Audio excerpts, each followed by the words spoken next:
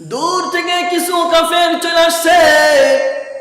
আয়েশা আল্লাহর হাবিবের সামনে আয়েশা বলতেছে, ও মুহাম্মদ, ওই যে দূরে খেজুর গাছগুলো দেখা যায়, ওই খেজুর গাছগুলোর মধ্য থেকে যদি কোনো খেজুর গাছ তোমার সামনে আয়েশা যদি তোমাকে সালাম জানাইতে পারে আর তোমার সাক্ষী দেয়, তাইলে আমরা তোমার উপরে ঈমান আনয়ন করব।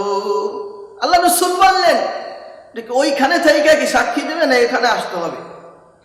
এবার তারা চিন্তা করলো, গাছ আবার হাইটে আসতে পারে। আল্লাহ রাসূল বললেন, তোমরা যাও, আমি মুহাম্মাদের নাম ধরে ডাক দাও। এবার তারা গাছকে লক্ষ্য করে বলল, ইয়া আইয়াতুহান নাখলা, ও খেজুর গাছ, ইন্না মুহাম্মাদান ইয়াদউকা, মুহাম্মদ সাল্লাল্লাহু আলাইহি ওয়াসাল্লাম তোমাকে ডাক দিয়েছে। সাথে সাথে খেজুর গাছ মানুষ যেমন হাঁটা শুরু করে দেয়, ঠিক একই রকম ভাবে খেজুর গাছ মুহাম্মদ সাল্লাল্লাহু আলাইহি ওয়াসাল্লামের কাছে চলে আসছে। কাফের বেঈমান মুশরিকরা অবাক নয়নে খেজুর গাছের দিকে তাকায়, আমার নবীর দিকে আবার তাকায়, অবাক হয়ে তাকায়। ওই দিক থেকে খেজুর গাছ সাক্ষী দিতেছে, আনতা মুহাম্মাদুর রাসূলুল্লাহ ওয়া আশহাদু আন্নী রাসূলুল্লাহ ওয়া আশহাদু আন্নী মুহাম্মদ সাল্লাল্লাহু আলাইহি ওয়াসাল্লাম। খেজুর গাছ দূর থেকে আয়েশা সাক্ষী দেয়, আপনি আল্লাহর রাসূল, আপনি হলেন মুহাম্মদ। আমরা খেজুর গাছ সাক্ষী দিতেছি। এই অবস্থা দেখা কাফেররা সবাই সাথে সাথে আর দেরি করলো না, আমার আপনার নবীর হাতের উপরে হাত রেখা, হাতের সাথে হাত রেখা বলে, আমাদেরকে মুসলমান বানায় দেন, ঈমানের কালিমা গলার মধ্যে ঝুলা দেন, ঈমানের পতাকা আমাদের সিনার মধ্যে লাগায় দেন। আর সবাই এক বাক্যে বলে উঠলো, আনতা মুহাম্মাদুর রাসূলুল্লাহ। সবাই রাসূলের সাক্ষ্য দিল আর কালেমা পয়রা সবাই মুসলমান ইমানদার হয়ে গেল।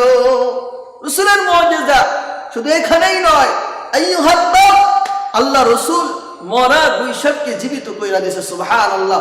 এটা আমার আপনার নবীর মুজিজা, মুজিজাতুন নবী সাল্লাল্লাহু আলাইহি ওয়াসাল্লাম। হযরত ইয়াকুব আলাইহিস সালামের আলাদা মুজিজা ছিল, মুসা কালিমুল্লাহর আলাদা মুজিজা ছিল, ঈসা রূহুল্লাহর মুজিজা আলাদা ছিল, ইসমাঈল যাবিহুল্লাহ মুজিজা আলাদা ছিল, ইব্রাহিম খলিলুল্লাহ, ইব্রাহিম খলিলের মুজিজা আলাদা আলাদা ছিল। যেই নবী আসছে চলে গেছে, মুজিজাও শেষ হয়ে গেছে, কিন্তু আমি আপনি এমন একজন নবী পাইলাম যেই নবীর সবচেয়ে বড় মুজিজা হচ্ছে কালামুল্লাহ। এই কালামুল্লাহর মুজিজা, আল্লাহর হাবিব যেই দিন দুনিয়া থেকে চলে গিয়েছে ওই দিন শেষ হয় নাই, আল্লাহ রাসূলের এই মুজিজা গোটা উম্মতের জন্য রাখা গেছে।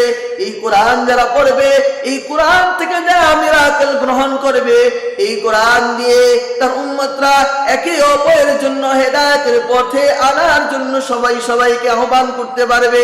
আর যতই এই কালাম পড়বে ততই রাসূলের মুজিজা সম্পর্কে মানুষ জানতে পারবে।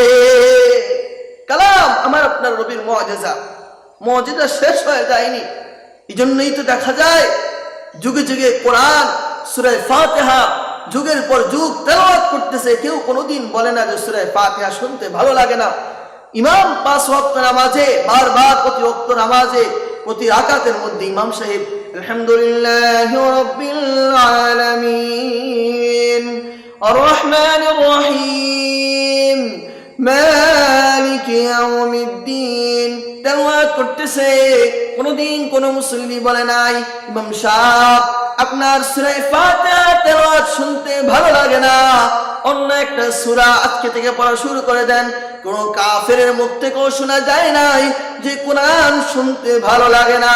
কোরআন যতই শুনে ততই মধুর লাগে। এ বাণী যেন কোন মানুষের নয়, এ বাণী হলো কেবল আল্লাহ। শ্রবণ করবে বান্দা, ততই ইমানের ভিতরেও ঝংকার আসতে থাকে, ইমানের পাওয়ারও বাড়তে থাকে। এটা হচ্ছে কালামুল্লাহ লা রাইবা ফীহি, এটার মধ্যে কোনো সন্দেহ নাই। লা শাক্কা ফী কালামিল্লাহ, আল্লাহর কথার ভিতরেও কোনো সন্দেহ নাই। জন্যে রাসূলের মুজিজা সবচেয়ে বড় মুজিজা। এই মুজিজা কোরআন সবচেয়ে বড় মুজিজা। এই কোরআন অনুযায়ী আমরা ইনশাআল্লাহ আমাদের জীবনকে গঠন করব। আল্লাহ তাআলা আমাদের সবাইকে সহিহ দ্বীন মানার তৌফিক দান করুন। আমিন। ওয়া আখিরু দাওয়ানা আলহামদুলিল্লাহি রাব্বিল আলামিন।